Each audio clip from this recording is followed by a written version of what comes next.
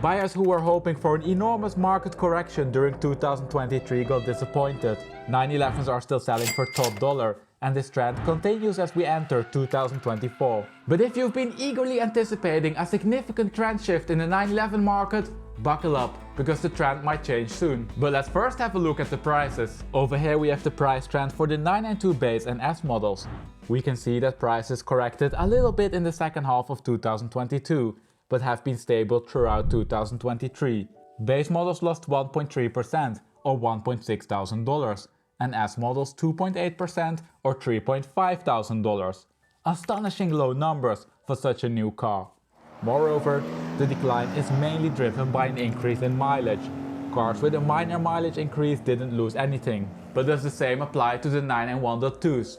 Let's have a look. Over here we have the trends for the Carrera base, S and GTSs. Similar to the 992s, we can see a small correction during the second half of 2022 and a stable development during 2023. Compared to last year, prices are down by 0.4% in the base market, 1.5% in the S market, and up by 2.1% in the GTS market. And these rates amount to $250, $1.8 and $2,900 respectively. Perhaps the strong 992 prices help to support the 991.2 market. The 991.2s do then also continue to sell at a rapid pace, but more about that later. Note by the way that the number in the GTS market has a slightly higher uncertainty due to the wider confidence interval, so a flat development also belongs to the possibility here. Now we need to talk about one more thing before we move to the 991.1s. If we go back to the graph and adjust the trend for inflation, you can see that prices are now finally lower than before the pandemic. It shows that the market is less overheated than in the beginning of 2022. And that brings us to the 991.1. We can see now that prices decreased a bit more than in the .2 market, but are overall still very strong. Base models are down by 4.6% or $3,400, and S models by 3.7% or $3,200. The price development in the GTS market looks different. Prices are down by 8.9% or $10,600. But this is a small market, as supply varies between 9 and 20 cars. The uncertainty in this price change is therefore high. Nevertheless, the confidence interval clearly shows that the trend is down. If we continue with the 997s, we can see yet again almost a complete freeze in the prices. .1 base prices are down by 2.5% and S's are up by 1.2%. .2s in turn decreased by 2.5 and 4%. The GTS is yet again a special case. Supply hovers between 3 and 10 cars, meaning that the price uncertainty is high. The 5% increase that you see here is therefore probably an overestimation. I would use the average of all other models to be on the safe side. Finally then we have the 996s. Subscribers will know that prices for these have been among the most stable ones on the channel. They didn't dip significantly during 2022. This is evident from the graph, right? Prices have been flat. Compared to last year, prices for .1 base models are down by 2.5% or $700, and prices for .2 base models didn't change.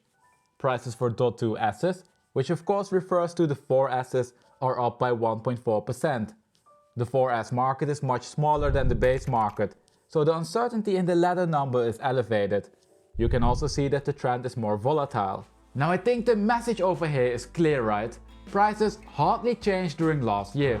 If we look at the aggregate changes for the base and S models, we can see that prices are, on average, down by only 1.8%. 991s lost the most and 996.2s the least, but the differences between these generations are extremely small.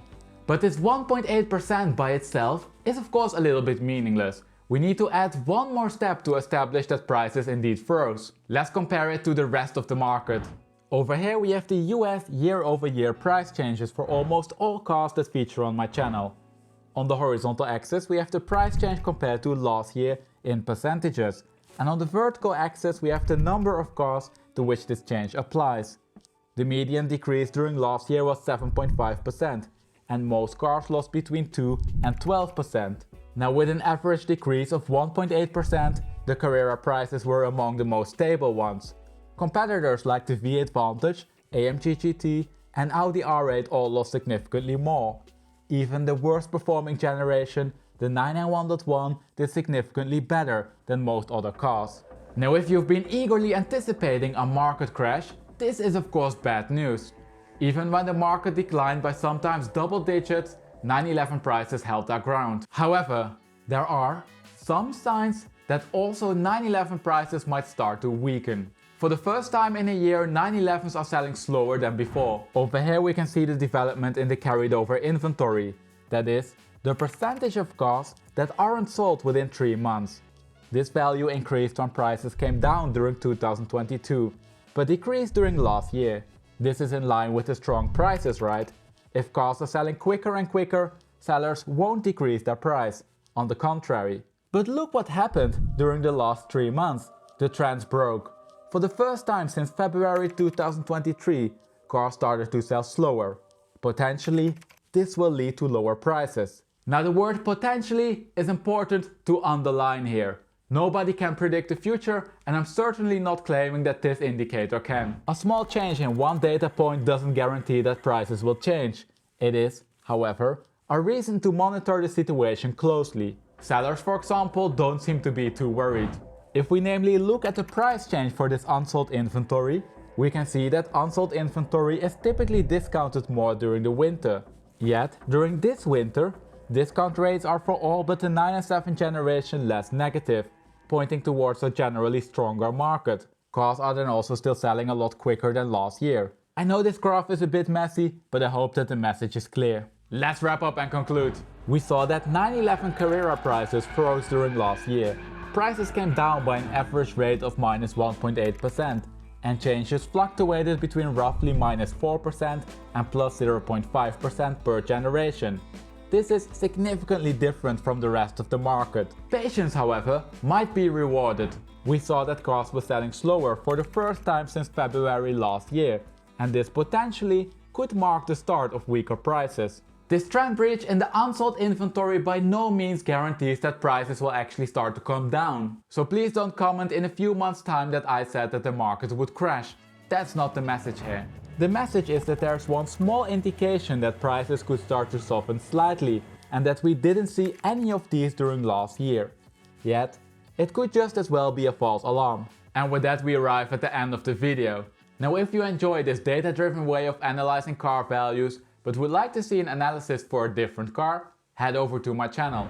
Over there you'll find detailed market analysis for a large variety of cars. Can't find the car you're looking for? Let me know the name of the car by commenting it down below in the comment section. Once there are enough requests for a certain car, I'll make a video about it. As always, thank you for watching, and I hope to see you next week for a new video.